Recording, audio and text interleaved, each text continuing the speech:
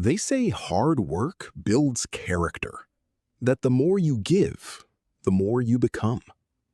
But what happens when work stops being a path and quietly becomes a place to hide? When rest feels uncomfortable, silence feels threatening, and doing nothing feels like losing yourself.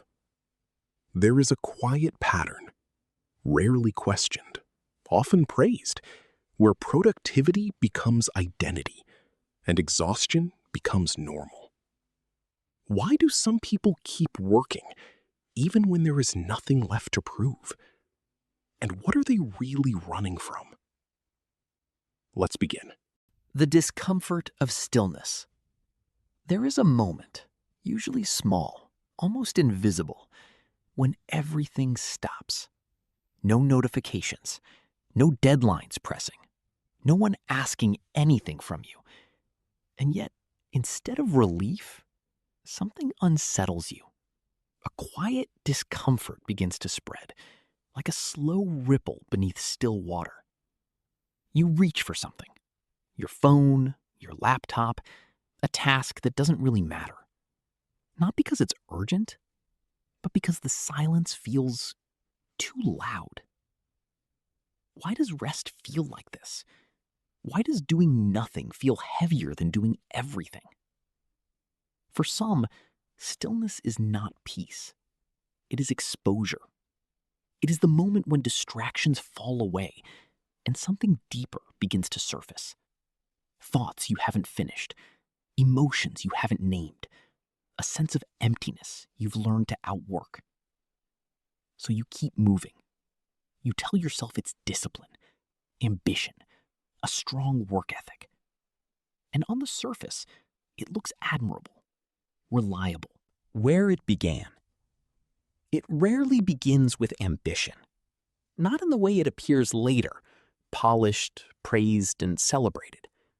It begins quietly, earlier than most memories can clearly hold, in places where love felt conditional, where approval arrived not through presence, but through performance. A good grade, a completed task, a moment of usefulness. And in those moments, something subtle is learned. That being valued is not about who you are, but about what you do. So you begin to adjust. You become attentive, responsible, capable beyond your years. Not because you were asked to, but because it felt safer that way. Safer to stay busy than to feel ignored. Safer to achieve than to feel unseen. And slowly, silence starts to change its meaning. It is no longer peaceful. It becomes uncertain. Because in stillness, there is no feedback, no reassurance, no proof that you matter. So you learn to fill it.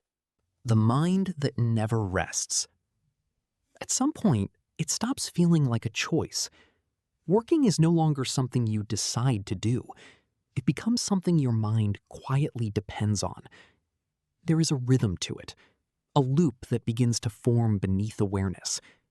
You complete a task and feel a small sense of relief, a subtle reward, a moment of control. Your brain notices this, and slowly, it begins to associate productivity with safety. Each completed task releases a trace of satisfaction, just enough to keep you moving. Not overwhelming, not fulfilling, but consistent, reliable.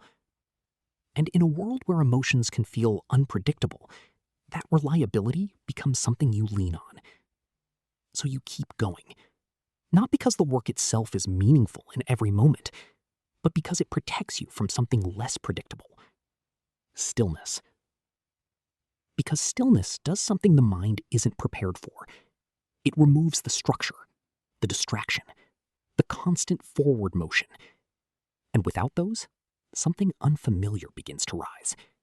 Unprocessed thoughts, lingering tension, questions without clear answers. So the mind resists. It urges you back into motion, back into tasks, back into anything that restores the loop. And over time, this becomes more than habit. It becomes identity. You are no longer just someone who works hard. The invisible conflict.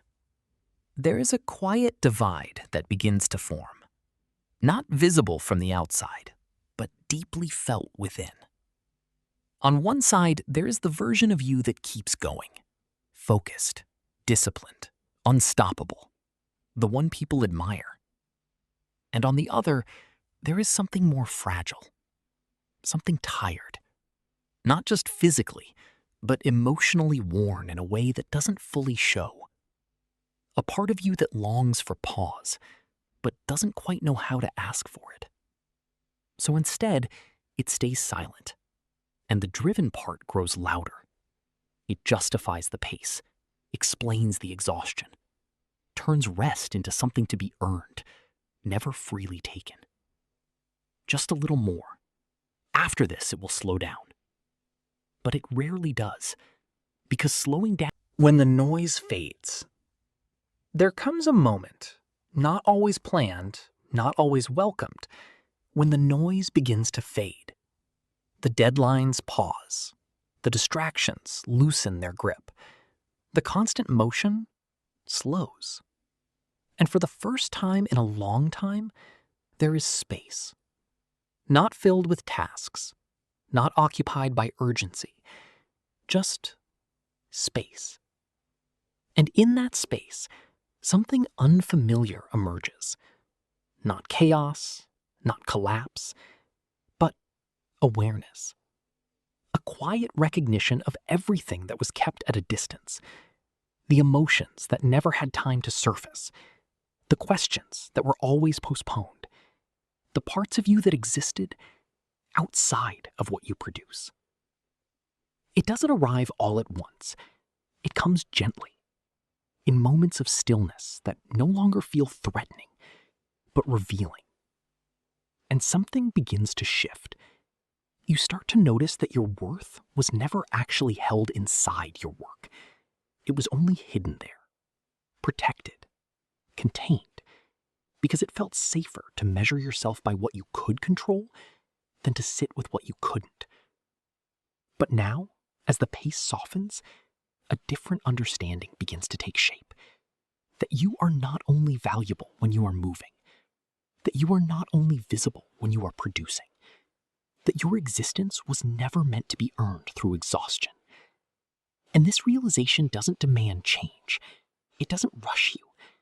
It simply invites you to consider something you may have forgotten, that you are still here, even when you are not doing anything at all.